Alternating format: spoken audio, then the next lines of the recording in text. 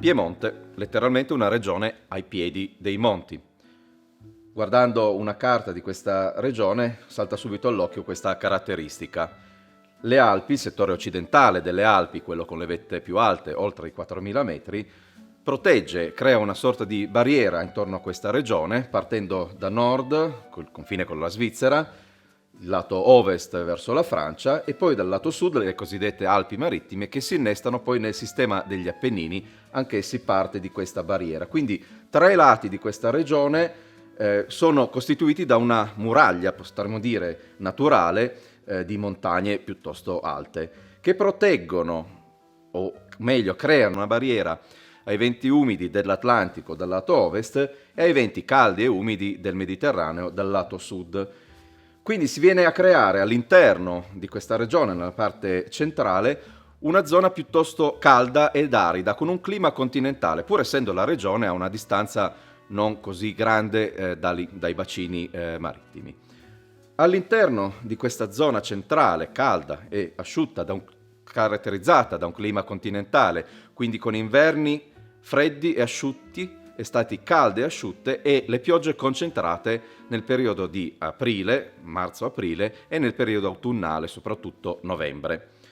All'interno, nella parte centrale di questa regione, però troviamo due grandi sistemi geografici, la pianura padana, il lembo occidentale della pianura padana che viene a innestarsi fino a Torino e poi prosegue nella parte sud, appunto ai piedi dei monti, fino alla provincia di Cuneo, e poi questo grande sistema collinare centrale, costituito dal Monferrato, dalle Langhe e dal Roero.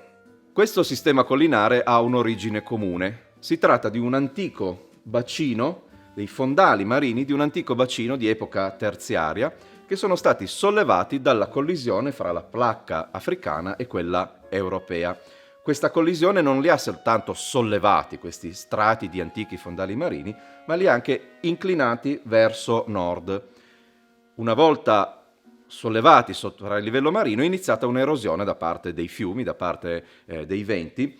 che ha portato a incidere questi strati in vari modi, in varie direzioni, creando un sistema molto articolato, in cui i vari strati, dai più antichi sulla zona sud ai più recenti nella zona nord, sono stati portati alla luce e quindi con essi le varie tessiture, le varie strutture del suolo, più argilloso, più calcareo, più compatto nella parte sud, più sabbioso e suolo più sciolto nella parte nel settore del Roero e nella parte nord del Monferrato, per poi riemergere con gli strati più antichi di nuovo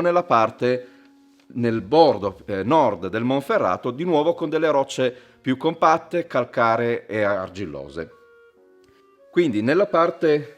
centrale di questa regione abbiamo una zona caratterizzata da un clima arido e un clima continentale, quindi con inverni freddi e asciutti, estati calde e asciutte e le piogge concentrate nel periodo primaverile ed autunnale, ma con una grande differenza nella distribuzione di queste piogge. La parte più a sud, quindi questo sistema collinare che vedremo dopo, è la parte decisamente più calda e asciutta di questo clima continentale, mentre i venti umidi provenienti dal Mediterraneo, che vengono in qualche modo deviati dagli Appennini, vanno poi a collidere con il settore nord delle Alpi, rilasciando tutta l'umidità che portano con sé. E quindi abbiamo due zone con enormi differenze nella piovosità annua. Per dare un parametro di riferimento, qua abbiamo zone con insolazione e con precipitazioni paragonabili a quelle della Sicilia. Qui andiamo su piovosità paragonabili a quelle del nord Europa.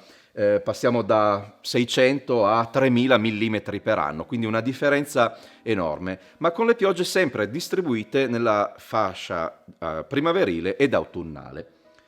Oltre a queste differenze di microclimi, abbiamo anche delle differenze a livello di suoli e di geologia. Questo sistema alpino è caratterizzato da rocce cristalline, rocce di origine vulcanica o metamorfiche, rocce cioè che si sono compresse e a causa della collisione fra Africa ed Europa oppure a causa di contatto con i vulcani o in qualche caso, come nella zona della Valsesia, direttamente delle rocce di un vulcano, di un supervulcano venute in superficie. Quindi due zone climatiche diverse, piovosa, più calda e arida, più fresca, temperata, piovosa, più calda e arida, e due zone geologiche ben distinte, rocce cristalline, porfidi, rocce acide e molto dure, e rocce più sciolte di origine marina con un pH più elevato. Su queste due grandi zone si innestano i principali sistemi vitivinicoli del Piemonte. La parte principale, la produzione principale, la superficie maggiore di vigneti si registra nel sistema collinare, quindi di nuovo con rocce sedimentarie marine e clima più caldo e arido, mentre le zone ai piedi dei monti, a volte in qualche caso inserite addirittura all'interno delle valli alpine, localizzate a partire dal Saluzzese fino alla Val d'Ossola, sono però più localizzate, perché qua siamo a un livello limite climaticamente per la vite, e quindi soltanto i versanti meglio esposti a sud, soltanto dove si trovano le condizioni microclimatiche perfette, si può sviluppare una produzione della vite, a volte di altissima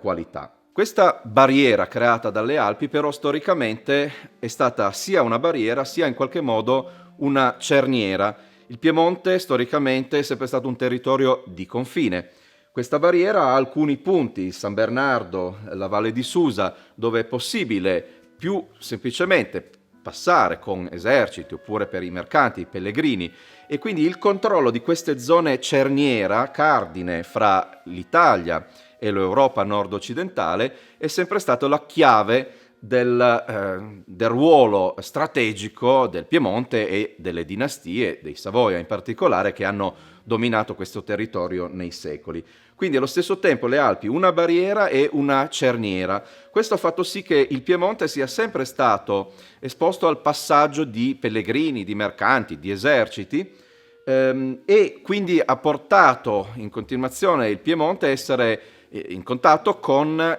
realtà vitivinicole anche diverse, in particolare con la Borgogna, relativamente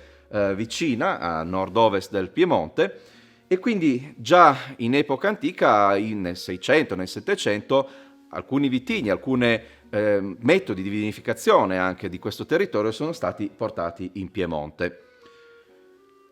Quindi immaginate situazioni climatiche molto diverse, terreni diversi e passaggio anche di persone, di culture che hanno portato tradizioni vitivinicole e vitigni diversi. Il risultato è che una delle caratteristiche che saltano all'occhio esaminando il Piemonte vitivinicolo è la enorme varietà di vitigni sia internazionali, Pinot, Chardonnay ed altri, ma soprattutto molti vitigni autoctoni. Sono oltre 100 i vitigni coltivati in Piemonte, le varietà coltivate in Piemonte, ognuna di esse adattata nel corso dei secoli, nel corso delle stagioni, adattata ai vari suoli, ai vari microclimi. Quindi troveremo delle varietà come il dolcetto, che ha una stagione molto breve, ha bisogno quindi di un'estate molto calda e da un buon clima, che è localizzato soltanto nella parte meridionale, appunto più calda del Piemonte. Oppure vitigni come il Nebbiolo, fino dai documenti del 1300 indicato come un'uva adatta a climi freschi temperati, ed in effetti troviamo il Nebbiolo sia nella zona sud ma anche fino ai confini della Val d'Ossola, quindi nel cuore proprio delle Alpi, in zone climaticamente molto più fresche. Quindi adattamenti al territorio, adattamenti ai microclimi, ma anche sviluppo di orgoglio locale, di tradizioni locali, alcuni vitigni che vedremo anche nel corso di questi nostri incontri, localizzati a volte anche in un solo comune come il Pelaverga o in una zona molto piccola come il Ruché. A farla da padrone però in Piemonte sono due grandi vitigni, Barbera e Moscato. Barbera e Moscato entrambi coltivati principalmente nel sistema collinare, che rappresentano il 35-36% delle superfici coltivate il Barbera e circa più del 20% il Moscato. Superficie e produzione intorno ai 40.000 ettari, quindi una superficie importante, ma caratterizzata anche da un altro elemento. una grande suddivisione della proprietà. Sono oltre 20.000 le aziende vitivinicole in Piemonte, con superficie a volte di pochi ettari, a volte di 1 ettaro o anche meno, con alcune grandi cantine e un sistema anche di cooperative, ma sicuramente dominato da quella che è la cantina a conduzione familiare, che è sicuramente una delle caratteristiche dal punto di vista della produzione enologica del Piemonte. Quindi questa presenza di una grande varietà di vitigni, di una grande varietà di tradizioni locali di produzione del vino, fa sì che il Piemonte abbia, tra tutte le regioni italiane, il più alto numero di DOC e il più alto numero di DOCG tra tutte le regioni italiane, dove la DOC e la DOCG vanno appunto a